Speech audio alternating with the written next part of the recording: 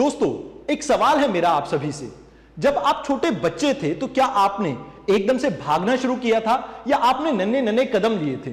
अब इसका जवाब तो यही है कि आपने छोटे छोटे बेबी स्टेप लिए होंगे। अब जब बात होती है आंसर राइटिंग की तो आप ये चीजें क्यों भूल जाते हैं कि हर चीज की शुरुआत छोटे कदमों से होती है, तो आंसर राइटिंग की भी शुरुआत छोटे कदमों से होनी चाहिए ना, कि एकदम से आप भागना स्टार्ट करेंगे और आप बढ़िया सा आंसर लिख के दे देंगे। ऐसा तो नहीं होता।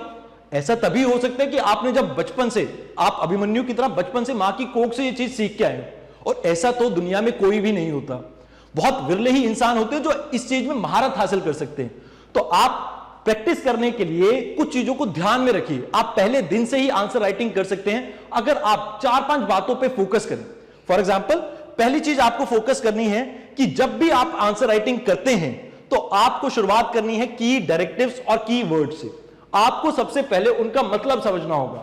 अब आप में से कुछ लोगों को अभी भी नहीं समझ में आ रहा होगा ये डायरेक्टिव या कीवर्ड्स होते क्या हैं, तो उन्हें मैं समझाना चाहूंगा। मान लीजिए यूपीएससी का एक क्वेश्चन है, वहां पर आपको एक टर्म दे रखी है डिफाइन, डिस्क्राइब या इलैबोरेट। तो इन टर्म्स का क्या मतलब है, यूपीएससी आपसे क्या चाहती है, आपको वो समझना होगा। अगर आप ये चीज समझ पाएंगे, आपको यह समझ में आ जाएगा कि किस क्वेश्चन को कितनी डेप्थ तक आपने लिखना है और कितना एक्सप्लेन करना है। इससे आपकी जो वर्ड लिमिट्स हैं वो कंस्ट्रेंड रहेगी। साथ के साथ आप क्वेश्चन के कंटेक्स्ट में मेंटेन रहेंगे और आप कंटेक्स्ट से हटके नहीं लिखेंगे। आपको इसलिए इन की डायरेक्टिव्स के ऊपर फोकस करने की बहुत जरूरत है शुरुआत में ही। तभी आप समझ पाएंगे कि आप यूपीएससी के क्वेश्चंस को कैसे अटेम्प्ट कर सकते हैं। अब दूसरी चीज जो आपको समझनी होगी यहां पे वो ये है कि जब भी आप एडिटोरियल पढ़ते हैं, एडिटोरियल्स तो आपको जैसे सुमित सर की वीडियोस हैं वो अपने आप में कंप्लीट है, अपने आप में 360 व्यू देती है आपको। तो वहां पर आपको, जैसे मान लीजिए सुमित सर ने एक आर्टिकल में कवर करवाया था अपने अंटार्कटिका बिल के बारे में। अब उससे रिलेटेड अगर आप एक क्वेश्चन को प्रैक्टिस कर लेंगे तो कहीं ना कहीं आपके एडिटोरियल के नोट्स भी बन गए जो आप वैसे भी बनाते हैं, और साथ के साथ आपकी आंसर राइटिंग प्रैक्टिस भी होगी। तो यहां पर एक तीर से आप 2 निशाने लगा सकते हैं। तीसरी सबसे इंपॉर्टेंट चीज जिसके ऊपर आपको फोकस करना है, जब भी आप किसी सब्जेक्ट के क्वेश्चन को अटेम्प्ट करते हैं तो शुरुआत कीजिए सिंपल क्वेश्चन से। Simple question in the sense जहां पे आपको चीजों को या तो डिफाइन करना हो या कुछ स्टैटिक पार्ट से ज्यादा लिंक्ड हो। आपको कॉम्प्लेक्स क्वेश्चन को अटेम्प्ट करने की जरूरत नहीं है, क्योंकि कॉम्प्लेक्स क्वेश्चन के लिए आपको कहीं ना कहीं बहुत उम्दा नॉलेज चाहिए, 360 डिग्री व्यू चाहिए। बट अभी वो आपके पास शायद ना हो, तो आपको कोशिश क्या करनी चाहिए, यहां पे आपको छोटे छोटे क्वेश्चंस को अटेम्प्ट करना चाहिए।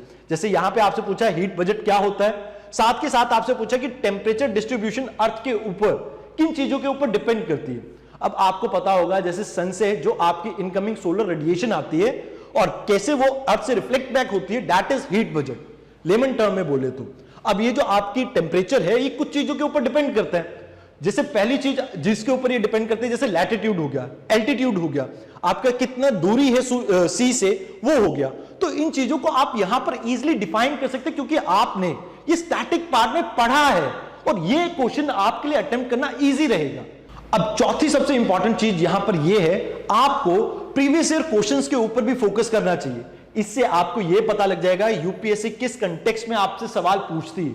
जैसे यहां एक क्वेश्चन है, what do you understand by theory of continental drift, discuss the prominent evidences in its support. तो ये क्वेश्चन इतना डिफिकल्ट नहीं है, ये स्टैटिक का ही पार्ट है।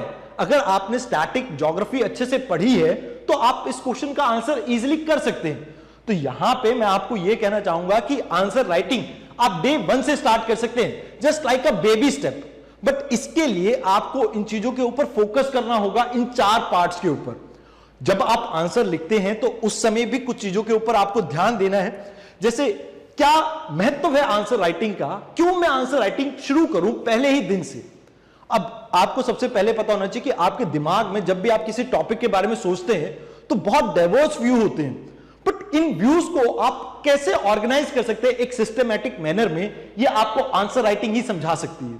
फॉर एग्जाम्पल, अगर मैं आपसे कहूं कि महिलाओं को लेके क्या परेशानियां हैं, आप कमेंट बॉक्स में मुझे बताइए।